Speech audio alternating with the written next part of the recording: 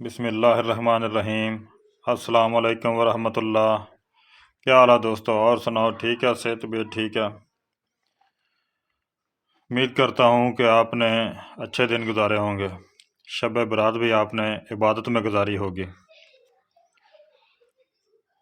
شب برات ہمارے لیے ایک انمول تحفہ تھی، اپنے سابقہ گناہوں کی معافی تھی، اور آنے والے سال کے نئے توقعات، نئے عہد کے ساتھ اللہ تعالیٰ سے مانگنا تھا۔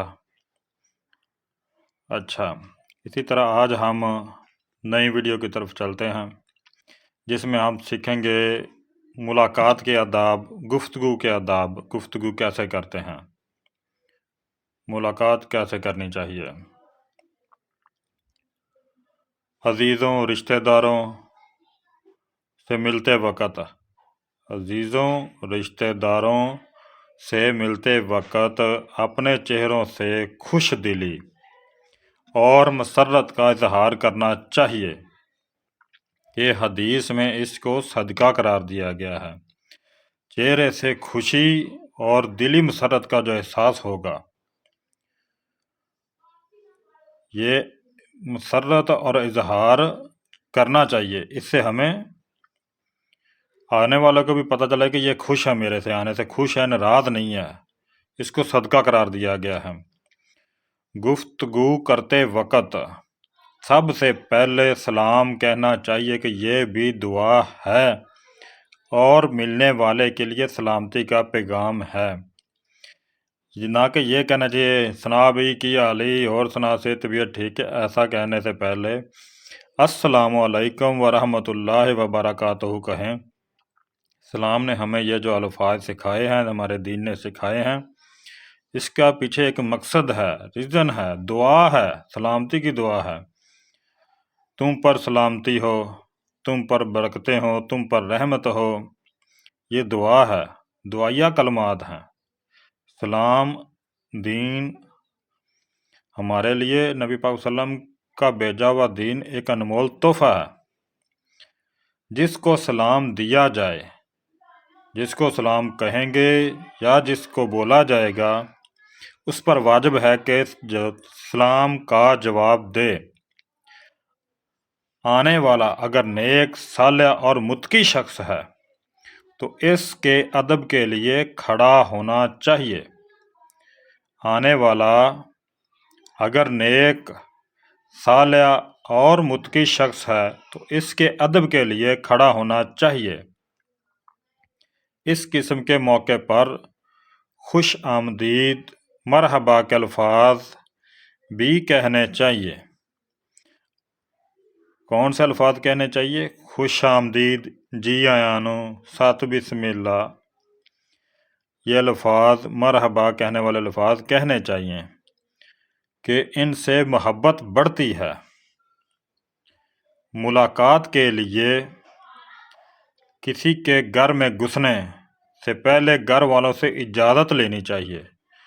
کسی کے گھر میں جائیں، ملاقات کے لیے دروازے پر دستخط دیں، 3 بار تو دستخط دینا سنت ہے نا، اجازت لینی چاہیے۔ بعض اوقات انسان ایسی حالت میں ہوتا ہے کہ وہ بول رہا تھا کہ وہ کسی سے ملنا پسند نہیں کرتا۔ خود اپنے گھر میں بھی داخل ہونے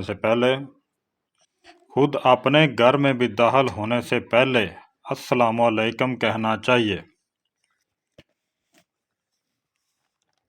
اس سے برکت بھی ہوتی ہے، اور گھر کی وہ عورتیں جو بے تکلفی سے بیٹھی ہوتی ہیں، وہ پتہ چل جاتا ہے انہیں، تاکہ وہ اگر کوئی بغیر پردے کے ہے تو وہ پردہ کر لے۔ ہمارے تمام قسم کے رشتے ہوتے ہیں، گفتگو نرم روی سے کرنی چاہیے، آرام سے، اور اتنا ہی بولیں جتنی ضرورت ہے۔ اور ملاقات کے وقت ایسی فکریں نہ کہیں جن میں طعن و تشنیع اور تحقیر کا پہلو نکلتا ہو۔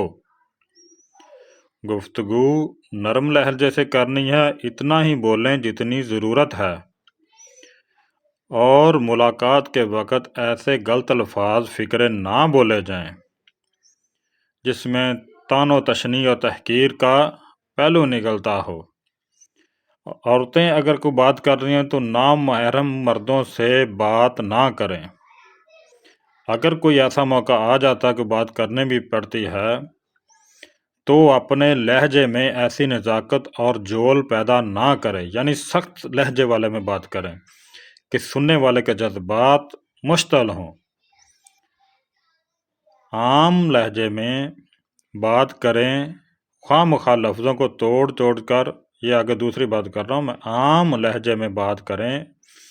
اگر آپ آپس میں بیٹھے ہیں، عورتیں عورتوں سے، مرد مردوں سے، دوست احباب عزیز رشتہ دار جو بیٹھے ہوتے ہیں، عام لہجے میں بات کریں، نرم لہجے میں بات کریں، خواہ مخواہ لفظوں کو توڑ کر، چبا کر ادا نہ کریں۔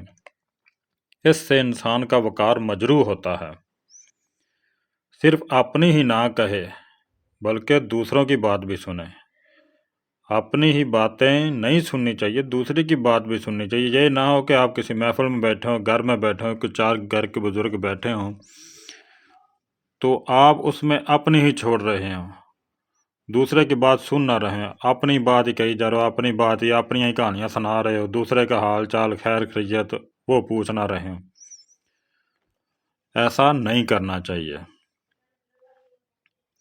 اچھا، صرف اپنی بات نہ کہیں بلکہ اوروں کو بھی بات سنیں۔ اگر کوئی اس کے سامنے اس کی تعریف کرے، اگر آپ کے سامنے آپ کی کوئی تعریف کرے تو وہ اسے اپنے اللہ کا فضل جانے۔ اگر اس کے خلاف باتیں ہو رہی ہیں، آپ کے اپنے خلاف کوئی بات ہو رہی ہے تو اسے اللہ کے سپرد کر دو۔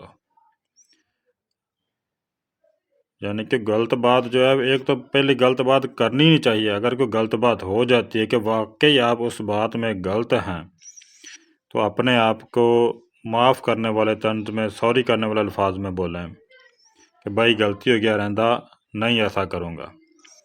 اگر آپ کے خلاف باتیں کوئی ایسی ہو بھی رہی ہو تو معاملہ اپنا اللہ کے سپرد کر دو۔ اگر آپ ٹھیک ہیں اور وہ آپ کو غلط ثابت کر رہے ہیں تو پھر اپنے معاملے کو اللہ کے سپرد کر دو اور توبہ استغفار کریں، تاکہ ہمارے تمام دوست احباب جو بیٹھے ہیں ان میں آپ کا وقار محترم ہو، بلند ہو۔ اسی طرح نبی پاک صلی اللہ علیہ وسلم نے ہمیں بے شمار طریقے بتائے ہیں۔ نبی پاک صلی اللہ علیہ وسلم کی سنتوں پر چلتے ہوئے اگر ہم ایک دوسرے سے گفتگو کریں گے، ایک دوسرے کا خیال کریں گے تو ہمارا رہن سہن بھی اچھا ہوگا۔ اسی طرح جیسے کہ بعض دفعہ میں نے ایک دفعہ ایک روایت میں پڑھا تھا کہ سونے سے پہلے کھانے پینے کے برتنوں کو بھی ڈانپ کے رکھنا چاہیے۔